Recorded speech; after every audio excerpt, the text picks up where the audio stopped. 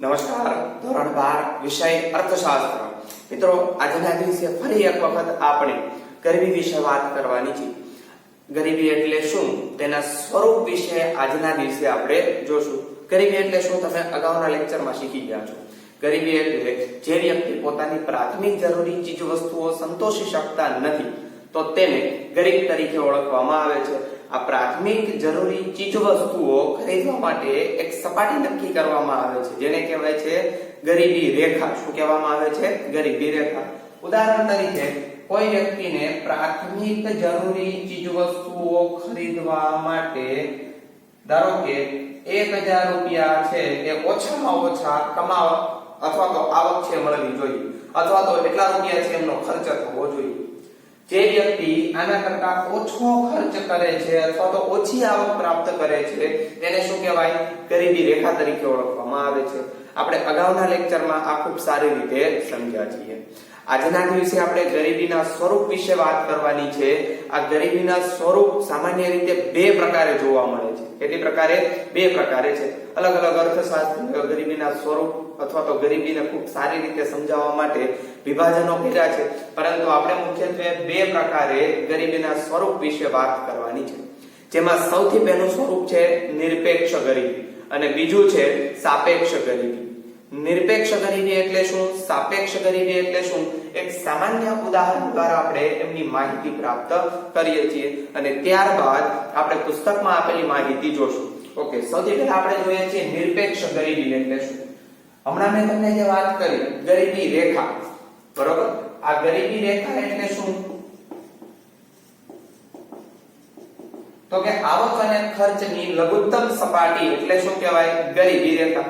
કે પ્રાથમિક જરૂરી ચીજવસ્તુઓ ખરીદવા માટે ઓછામાં ઓછા આટલા રૂપિયા જોશે. જો આટલા રૂપિયા જે વ્યક્તિ નથી કમાતો તો એ શું કહેવાય? ગરીબ તરીકે ઓળખવામાં આવે છે. એટલે પ્રાથમિક જરૂરી ચીજવસ્તુઓ ખરીદવા માટે ધારો કે 500 રૂપિયાની જરૂર હોય. હવે ઓછામાં ઓછા આટલા તો કમાવા જ પડે તો જ એની પ્રાથમિક જરૂરી ચીજવસ્તુઓ શું થાય? તો કે સંતોષાય છે, નહીતર સંતોષાતી નથી. હવે કોઈ વ્યક્તિ 500 કરતા ઓછા કમાય તો ધારો કે 300 રૂપિયા કમાય છે, કોઈ વ્યક્તિ છે 350 કમાય છે, તો આને શું કહેવાય?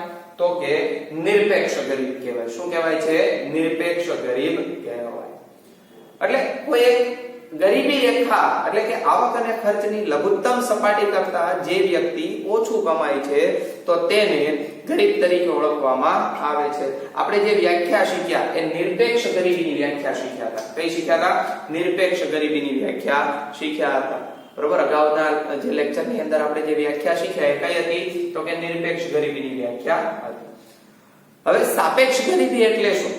સાપેક્ષ ગરીબી એટલે ધારો કે કોઈ એક વ્યક્તિની આવક, ધારો કે એ નામની વ્યક્તિ છે એમની આવક 25000 રૂપિયા છે. બી વ્યક્તિ નામની આવક, બી વ્યક્તિની આવક ધારો કે 20000 છે. સી નામની વ્યક્તિની આવક ધારો કે 15000 રૂપિયા છે. હવે જુઓ તમે, એ નામની વ્યક્તિની આવક બી નામની વ્યક્તિની આવક કરતા કેવી છે? વધારે છે. એટલે બી વ્યક્તિની આવક ઓછી છે કોના કરતા? એ કરતા. એટલે બી વ્યક્તિ એ વ્યક્તિની સાપેક્ષે શું કહેવાય? ગરીબ કહેવાય. ફરી વખત સમજજો વિદ્યાર્થી મિત્રો. એ વ્યક્તિની આવક 25000 છે, બી વ્યક્તિની આવક 20000 છે. બી વ્યક્તિની આવક એ વ્યક્તિની આવક કરતા કેવી છે? ઓછી છે. જો તમે અહીંયા ઓછી આવક છે તો કે આ બી વ્યક્તિની આવક એ વ્યક્તિ કરતા કેવી છે? તો કે ઓછી છે. તો એની સાપેક્ષે બી વ્યક્તિ શું કહેવાય? ગરીબ કહેવાય. શું કહેવાય છે? ગરીબ કહેવાય. પરંતુ એ કેવો ગરીબ કહેવાય? તો કે સાપેક્ષ ગરીબ. શું કહેવાય છે? સાપેક્ષ ગરીબી તરીકે ઓળખવામાં આવે છે. એટલે સાપેક્ષ ગરીબીની જો આપણે વ્યાખ્યા જોઈએ તો એવું કહી શકાય કે ઓછી આવકવાળો વર્ગ વધુ આવકવાળા વર્ગની તુલનાએ સાપેક્ષ ગરીબ છે. ફરી વખત, ઓછી આવકવાળો વર્ગ એટલે આ વર્ગ વધુ આવકવાળા વર્ગની સાપેક્ષે એટલે આ વર્ગ કરતા કેવો છે? તો કે સાપેક્ષ ગરીબ છે. એટલે એક વ્યક્તિની અથવા તો એક વર્ગની આવક ઓછી હોય, બીજા વર્ગની આવક વધારે હોય તો જેની આવક વધારે છે એના કરતા ઓછી આવક વાળો વર્ગ એ કેવો કહેવાય? સાપેક્ષ ગરીબ કહેવાય. શું કહેવાય છે? સાપેક્ષ ગરીબ કહેવાય. તો વિદ્યાર્થી મિત્રો, આ બે ખ્યાલ એક ઉદાહરણ દ્વારા આપણે સમજ્યા છીએ, બંનેના એક એક ઉદાહરણ આપણે જોયા છીએ, પરંતુ પુસ્તકમાં આપણને કયા પ્રકારની માહિતી આપી છે તે આપણે આજના દિવસે જોવાની છે. આજના દિવસે સૌથી પહેલો ખ્યાલ કયો છે? તો કે નિરપેક્ષ ગરીબી. નિરપેક્ષ ગરીબી એટલે શું? એક ઉદાહરણ એમાં આપેલું છે, એમાં ઓછામાં ઓછી કેટલી આવક છે મળવી જોઈએ, બરોબર? ભારત એટલે કે રાષ્ટ્રની દ્રષ્ટિએ, આંતરરાષ્ટ્રીય દ્રષ્ટિએ આપણે કેટલી આવક મળવી જોઈએ, પહેલાના સમયમાં કેટલી આવક હતી, અત્યારના સમયે કેટલી આવક છે, હાલમાં એટલે કે 2011-12 મુજબ નિરપેક્ષ ગરીબીનું પ્રમાણ કેટલું છે, ભારતની અંદર અત્યારે કયો રાજ્ય કેટલી ટકાવારી ગરીબી ધરાવે છે, તેના વિશેની માહિતી આપણે આજના દિવસે જોવાની છે. તો વિદ્યાર્થી મિત્રો, સૌથી પહેલા તમે લોકો પુસ્તક કાઢો અને ત્યાર પછી આપણે એમના અંગેની માહિતી જોઈએ છીએ. ચાલો, અહીં તમારા સમક્ષ પુસ્તક છે, એ સામે રાખજો. સાથે ને સાથે આપણે ગરીબીના સ્વરૂપ વિશે વાત કરવાની છે. જ્યાં જ્યાં કહો ત્યાં ત્યાં તમારે ખાસ ટિક માર્ક કરવાનું છે. શું કરવાનું છે? ખાસ કરીને ટિક માર્ક કરવાનું છે. ચાલો, સૌથી પહેલા આપણે જોઈએ છીએ ગરીબીનું સ્વરૂપ. ચાલો, હેડિંગ બાંધીએ.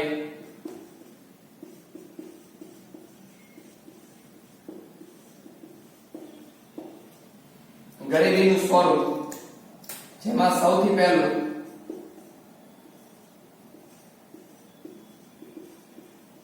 નિરપેક્ષ ગરીબી અને બીજું સાપેક્ષ ગરીબી.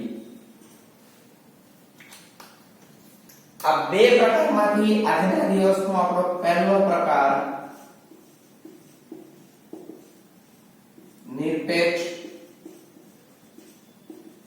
ગરીબી કયો જોવાનું છે? નિરપેક્ષ ગરીબી વિશે માહિતી મેળવવાની છે. ગરીબીના ખ્યાલને વધુ સારી રીતે સમજવા અર્થશાસ્ત્રીઓ ગરીબીને તેના સ્વરૂપના આધારે બે વિભાગમાં વિભાજિત કરે છે.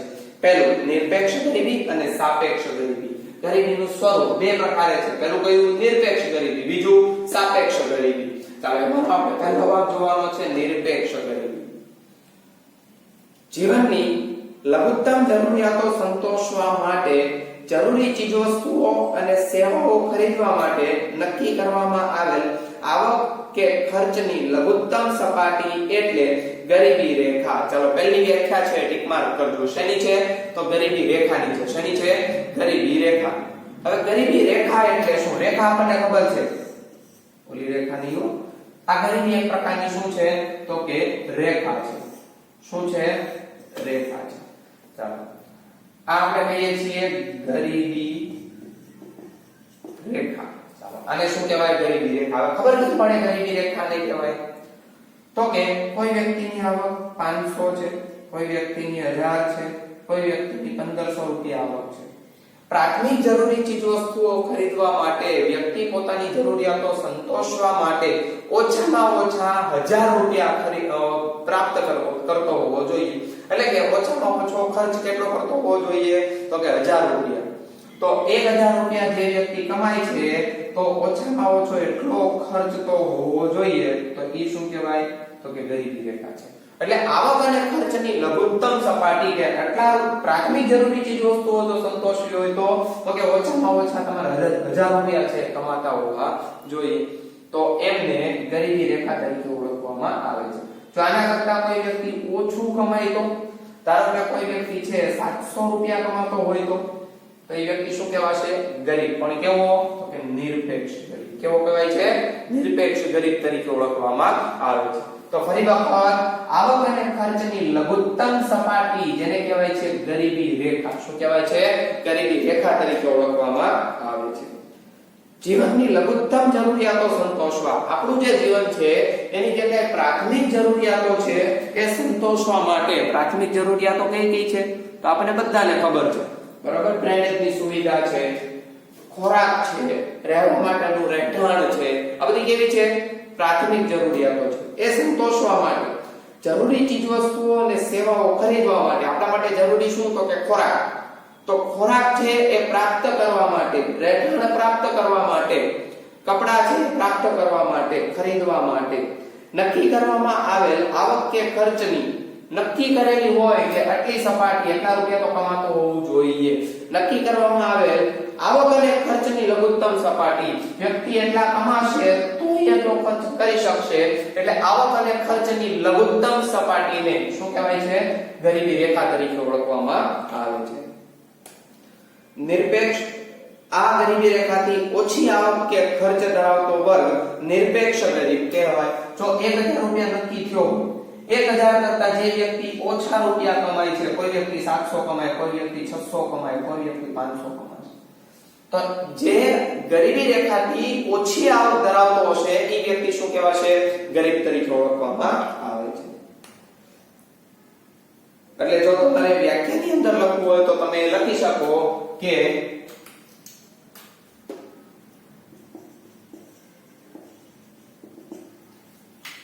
લખો ગરીબી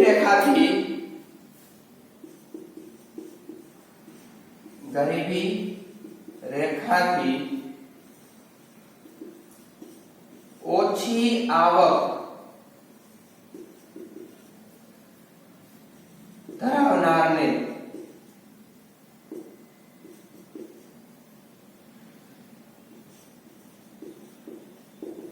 નિરપેક્ષ ગરીબ અથવા તો નિરપેક્ષ ગરીબી કહે છે. શું કહેવાય છે? નિરપેક્ષ ગરીબી કહે છે.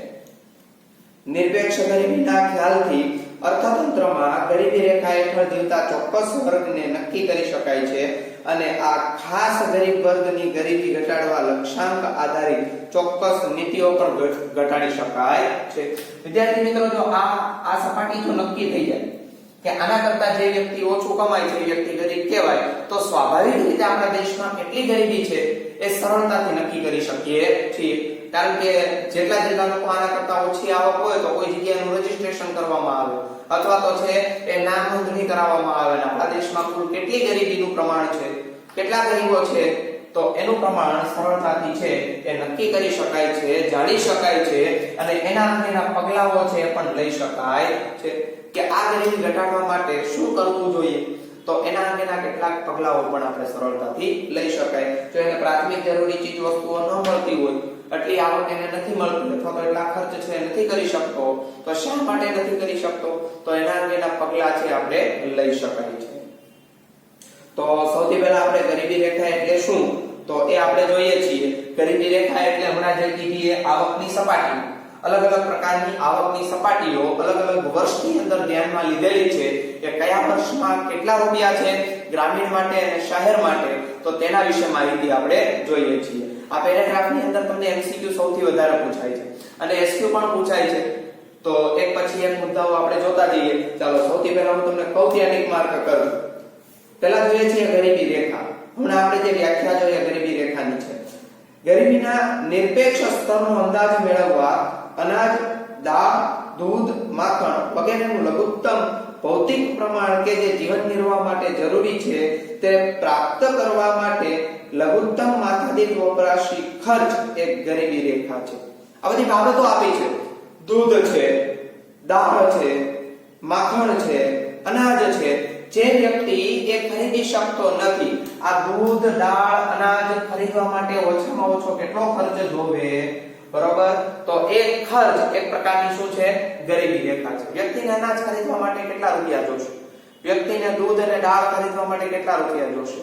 તો ઓછામાં ઓછા દર મહિને એટલા રૂપિયા જોશે, જેને શું કહેવાય છે? ઓછામાં ઓછા, તો કે ઈ કહેવામાં આવે છે ગરીબી રેખા.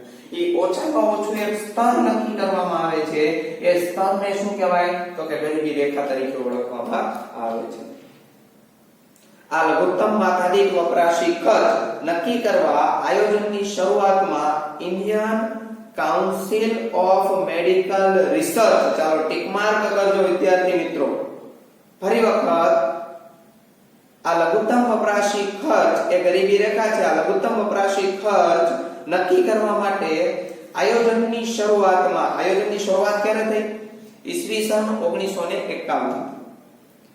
તો એ શરૂઆતમાં Indian council of medical research દ્વારા ગ્રામ્ય ક્ષેત્ર માટે વ્યક્તિ દીઠ દૈનિક 2400 કેલરી અને શહેર દીઠ દૈનિક 2100 કેલરી નક્કી કરવામાં આવી. ખોરાક માટેની લઘુત્તમ કેલરી જણાવો. 1 માર્કની અંદર તમને પૂછાય. કેટલા માર્કમાં પૂછાય? 1 માર્કની અંદર આપણને પૂછી શકે છે.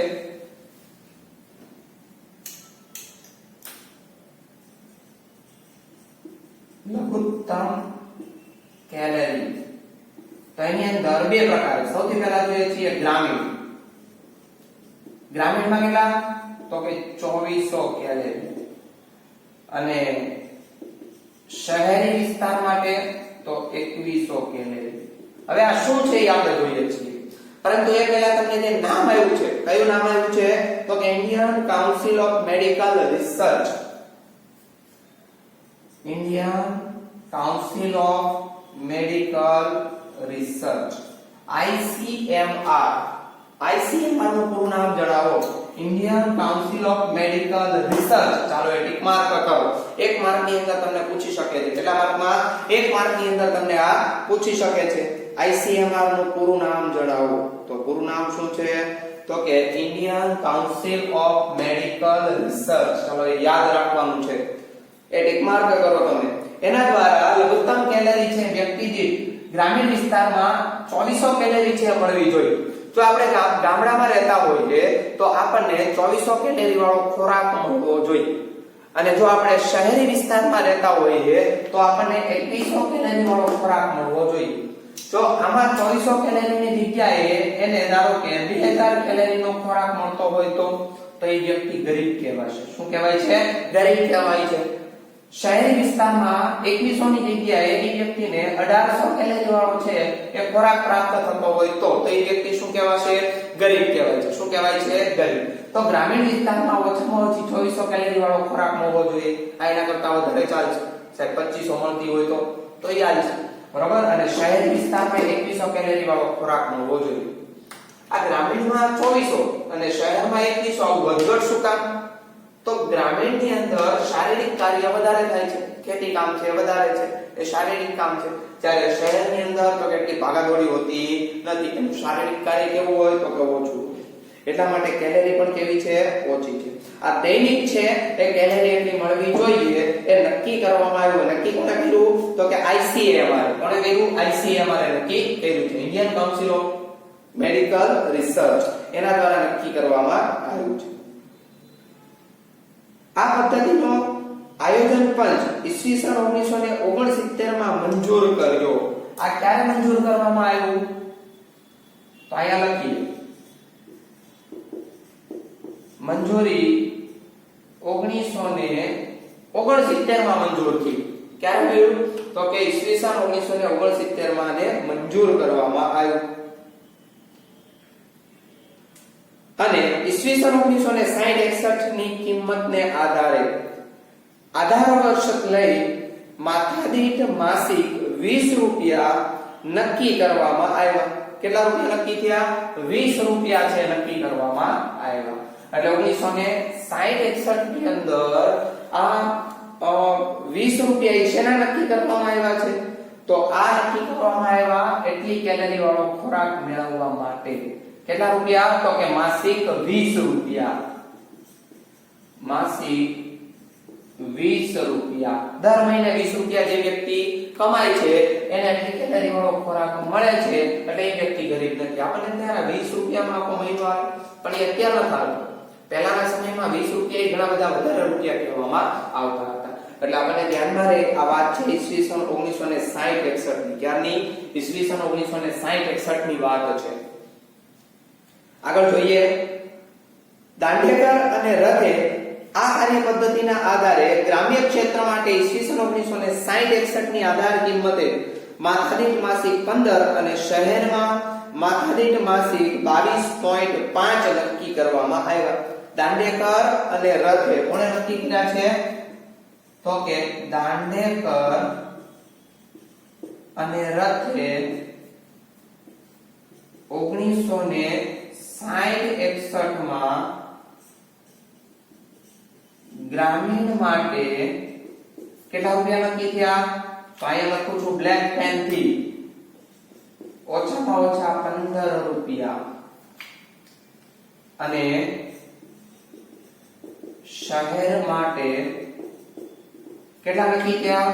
ઓછામાં ઓછા 22.5. કેટલા? 22.5. આ વર્ષને આધાર વર્ષ લીધું છે. એટલે આ વર્ષે જે ચીજ વસ્તુની કિંમત હતી બરોબર એને ધ્યાનમાં રાખીને ગ્રામીણ વિસ્તાર માટે 15 રૂપિયા ઓછામાં ઓછા અને શહેર વિસ્તાર માટે 22.5 રૂપિયા છે નક્કી કર્યા છે. તો એ વ્યક્તિ કેલેરી વાળો ખોરાક છે પ્રાપ્ત કરી શકે, તો પોતાની પ્રાથમિક જરૂરિયાતની ચીજ વસ્તુઓ પ્રાપ્ત કરી શકે છે. જો એના કરતા વધારે આવક હોય તો ચિંતા નથી, પરંતુ એના કરતા ઓછી આવક હોય તો એ વ્યક્તિ શું કહેવાશે? નિરપેક્ષ ગરીબ તરીકે ઓળખવામાં આવશે. કેવો ગરીબ છે? નિરપેક્ષ ગરીબ તરીકે ઓળખવામાં આવે છે. આગળ જોઈએ છીએ. ત્યારબાદ આયોજન પંચ દ્વારા પ્રોફેસર ડી.ટી. લાકડાવાળાની અધ્યક્ષતા હેઠળ નક્કી કરાયેલ તજજ્ઞ જૂથ એ વર્ષ ઈસવીસન 1993 માટે 1973-74 ની આધાર કિંમતે, એટલે એ વર્ષે જે કિંમત હતી તે 1993 ની અંદર એ સર્વે કરવામાં આવ્યો, પરંતુ આધાર વર્ષ કયું લીધું છે? તો કે 1973-74. એટલે એ વર્ષે એ ચીજ વસ્તુની કિંમત કેટલી હતી એને ધ્યાનમાં રાખીને ગ્રામીણ વિસ્તાર માટે માથાદીઠ 49 અને શહેર વિસ્તાર માટે માથાદીઠ 57 રૂપિયા વપરાશી ખર્ચનો અંદાજ મૂક્યો છે. એટલે ઓછામાં ઓછી આવક, અહીંયા લખું છું, ઓછામાં ઓછી આવક ગ્રામીણ વિસ્તાર માટે 49 અને શહેર વિસ્તાર માટે 57. કોના મુજબ? ડી.ટી. લાકડા વેચતા હતા તો કે નહીં. 1993 માં કાઉન્સમાં લખું છું આધાર વર્ષ 1973-74 ને આધારે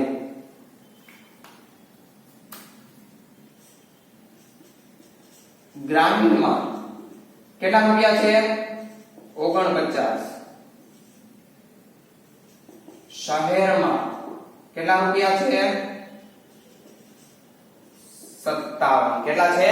57 રૂપિયા છે નક્કી કરવામાં આવ્યા. એક માર્ક ની અંદર ને MCQ માં પૂછી શકે. ડી.ટી. લાકડાવાળાના મત મુજબ ઈસવીસન 1993 માં આધાર વર્ષ 1973-74 ના આધારે લઘુત્તમ વપરાશી ખર્ચ ગ્રામીણ માટે કેટલો હતો? કેટલો હતો? 49. અને શહેર માટે તો કે 57 રૂપિયા હતો. ઓકે, એ ટિક માર્ક કરજો. આગળ જોઈએ છીએ. ગરીબી રેખાની ગણતરીની પદ્ધતિની એક મોટી મર્યાદા એ છે કે તેમાં ફક્ત કેલેરી વપરાશને આધાર તરીકે લેવામાં આવ્યો છે. આમાં ફક્ત શેને આધાર તરીકે લેવામાં આવ્યો છે? તો કે કેલેરીને. કોને ધ્યાનમાં લીધેલો છે? કેલેરીને. જો અહીંયા લખેલું ફક્ત કેલેરીને જ ધ્યાનમાં લીધી છે, અન્ય બાબતો છે ધ્યાનમાં લેવામાં આવી નથી. પરંતુ ગરીબી એ એવી પરિસ્થિતિ છે અને ભૂખ આર્થિક પરિસ્થિતિ છે અને ભૂખ એક શારીરિક પરિસ્થિતિ છે. ગરીબી એક કેવી પરિસ્થિતિ છે? તો કે આર્થિક પરિસ્થિતિ છે. વ્યક્તિ પાસે પૈસા નથી એટલે વ્યક્તિ શું છે? ગરીબ છે. કેવો છે? ગરીબ છે. એટલે કે ગરીબી એ આર્થિક સમસ્યા છે, પરિસ્થિતિ છે, જ્યારે ભૂખ તે કેવી છે? તો કે શારીરિક પરિસ્થિતિ છે. આપણે ધ્યાનમાં રાખવાનું છે. અને ભૂખ એ શારીરિક પરિસ્થિતિ છે. આથી ગરીબી રેખા ભૂખમરાની રેખા બનીને રહી જાય છે. જો પૈસા નથી કમાતો એટલે વ્યક્તિ શું છે? તો કે ગરીબ છે. એટલે કે ખોરાક એને પ્રાપ્ત થતો નથી એટલે વ્યક્તિ શું છે? તો કે ગરીબ છે. એટલા માટે ભૂખમરાની રેખા બનીને જ રહી જાય છે. શેમાં? તો કે નિરપેક્ષ ગરીબીમાં. ગરીબી રેખાના ખ્યાલને ગતિશીલ બનાવવા જીવનની લઘુત્તમ ગુણવત્તાવાળું સ્તર નક્કી કરવું જોઈએ અને તે માટે જીવન જરૂરી સગવડો જેવી કે પૌષ્ટિક અને સંતુલન આહાર, સ્વાસ્થ્ય, વીજળી, રસોઈનું ઈંધણ, કપડાં, શિક્ષણ પાછળનો ખર્ચ, રહેઠાણ વગેરે બાબતોનો સમાવેશ થવો જોઈએ. એટલે ફક્ત ને ફક્ત આ કેલેરીને ન ધ્યાનમાં લેતા બાકીની બધી પણ વસ્તુઓ ધ્યાનમાં લેવી જોઈએ. કઈ તો કે રસોઈ માટેનું ઈંધણ છે, આ બધી પ્રાથમિક જરૂરી ચીજ વસ્તુઓ છે એને પણ ધ્યાનમાં લેવી જોઈએ અને એનો પણ સમાવેશ થવો જોઈએ. આ સંદર્ભમાં ગરીબી માપનની પદ્ધતિની પુનઃરચના કરવા પ્રોફેસર સુરેશ તેંડુલકરની અધ્યક્ષતાવાળી સમિતિ પોતાનો અહેવાલ 2009 માં સરકારને સોંપ્યો. ચાલો ટિક માર્ક કરજો. તેંડુલકરની અધ્યક્ષતાવાળી સમિતિએ, તેંડુલકર પણ કોણ? તો કે પ્રોફેસર સુરેશ તેંડુલકરની અધ્યક્ષતા વાળી ટીમે ક્યારે એ અહેવાલ સોંપ્યો? તો કે 2009 માં. અહેવાલ 2009 માં સરકારને સોંપ્યો. કોને સોંપ્યો છે? 2009 માં સરકારને સોંપ્યો. અને સમિતિએ ગરીબી રેખા માટેના ખર્ચનો પણ વપરાશ નક્કી કરતી નવી પદ્ધતિ નક્કી કરવામાં આવી, જેમાં કેલેરીના વપરાશ માટે જરૂરી ખર્ચ ઉપરાંત શિક્ષણ અને સ્વાસ્થ્ય માટેનો ખર્ચનો પણ સમાવેશ કરવામાં આવ્યો છે. આ નવી પદ્ધતિ મુજબ હવે ટીક માર્ક કરજો. વર્ષ 2011-12 માટે માસિક માથાદીઠ વપરાશી ખર્ચ ગ્રામીણ ક્ષેત્રે 816. તેંડુલકર સમિતિએ જે અહેવાલ આપ્યો એમાં ગ્રામીણ વિસ્તારમાં ઓછામાં ઓછા કેટલા રૂપિયા કમાતો હોવો જોઈએ? તો કે મહિને 816. આ મોસ્ટ આઈએમપી છે. ચાલો ટીક માર્ક કરજો. અને શહેર વિસ્તાર માટે ઓછામાં ઓછા 1000 રૂપિયા. શહેર માટે કેટલા છે? ઓછામાં ઓછા 1000 રૂપિયા ગરીબી રેખા નક્કી કરવામાં આવી છે. ગરીબી રેખા પ્રોફેસર સુરેશ તેંડુલકરે ગ્રામીણ ક્ષેત્ર માટે કેટલા રૂપિયા નક્કી કર્યા? તો 816. અને શહેરી વિસ્તાર માટે કેટલા રૂપિયા નક્કી કર્યા? તો કે 1000 રૂપિયા નક્કી કરેલા છે. તો વિદ્યાર્થી મિત્રો, આટલી માહિતી તમારા માટે અગત્યની છે. MCQ આની અંદર વધારે પૂછાય છે. આગળ જોઈએ છીએ છેલ્લો પેરેગ્રાફ માટેનો, અને પછી આપણે એના પ્રમાણ ઉપર માહિતી આપણે જવાની છે. આંતરરાષ્ટ્રીય સ્તરે નિરપેક્ષ ગરીબી નક્કી કરવા ગરીબી રેખા સામાન્ય રીતે કોઈ એક વર્ષ દરમિયાન સરેરાશ પુખ્ત વયના વ્યક્તિ દ્વારા વપરાશમાં લેવાતા બધા જ જરૂરી સંસાધનો માટે ખર્ચ માટે નક્કી કરવામાં આવે છે. આંતરરાષ્ટ્રીય સ્તરે ગરીબી રેખાનું નિર્ધારણ વિશ્વ બેંક દ્વારા 2005 માં સમખરીદ શક્તિના આધારે. હવે ટીક માર્ક કરજો. આંતરરાષ્ટ્રીય સ્તરે એટલે શું? તો કે બધા દેશોની, શું છે? બધા દેશો માટે, એટલે કે આંતરરાષ્ટ્રીય સ્તર. કેવા? તો કે આંતરરાષ્ટ્રીય સ્તર શેને આધારે? તો કે સમખરીદ શક્તિ. શેને આધારે? તો કે સમખરીદ શક્તિ ને આધારે દૈનિક આવક $1.25. દૈનિક $1.25. વિચાર કરો, આજનો ભાવ છે ડોલરનો, ધારો કે 70 રૂપિયા ગણતરી કરી તો 1.25 એટલે $1.25. 70 રૂપિયા પૂરા, 70 ના અડધા કરો એટલે 35, 35 ના અડધા કરો એટલે કેટલા થાય? તો કે 17.5. 70 + 17.5 97.5 રૂપિયા છે એ વ્યક્તિ રોજના કમાતો હોવો જોઈએ. કેટલા? તો કે રોજના કમાતો હોવો જોઈએ. જે વર્ષ ઈસવીસન 1990 માટે, જો આ 2005 માટે હતું, આ કયા વર્ષ માટે હતું? તો કે 2005. જે 1990 માટે $1 હતી અને 2015 માં તે દૈનિક $1.9 નક્કી કરવામાં આવી. 2015 માં કેટલી? $1.90. કેટલા થયા? $1.90. 70 × 1.90 કરી નાખવાના. રોજના એટલા કમાતો હોવો જોઈએ વ્યક્તિ. આંતરરાષ્ટ્રીય ગરીબી રેખાની મદદથી જુદા જુદા દેશના એક જ માપદંડ વડે નિરપેક્ષ ગરીબીની તુલના કરી શકાય છે. જો આંતરરાષ્ટ્રીય માપદંડ આપણે મળી શકે તો ભારત દેશમાં ગરીબી કેટલી, પાકિસ્તાનમાં ગરીબી કેટલી, નાઇજીરિયામાં ગરીબી કેટલી, નોર્વેમાં ગરીબી કેટલી, અમેરિકામાં કેટલી, શ્રીલંકામાં કેટલી, ચીનમાં કેટલી, આ બધા દેશોની અંદર એક જ માપદંડ દ્વારા આપણે શું કરી શકાય? તો કે ગરીબી એટલે કે નિરપેક્ષ ગરીબી છે માપી શકાય છે. તો વિદ્યાર્થી મિત્રો, આજના દિવસે જે ગરીબી વિશે ભણ્યા છીએ, કઈ? તો કે નિરપેક્ષ ગરીબી, એના વિશેની જે માહિતી પ્રાપ્ત કરી છે એ આપણે યાદ રાખવાની છે. એક માર્કના પ્રશ્નો અને MCQ આની અંદર સૌથી વધારે પૂછવામાં આવે છે. નેક્સ્ટ લેક્ચરની અંદર જે અલગ અલગ રાજ્યોની અંદર ગરીબીનું પ્રમાણ કેટલું હતું, આપણા દેશની અંદર ગરીબીનું પ્રમાણ કેટલું છે તેના વિશે માહિતી પ્રાપ્ત કરશું. ત્યાં સુધી વિદ્યાર્થી મિત્રો ઘરે રહો, સ્વસ્થ રહો. આભાર.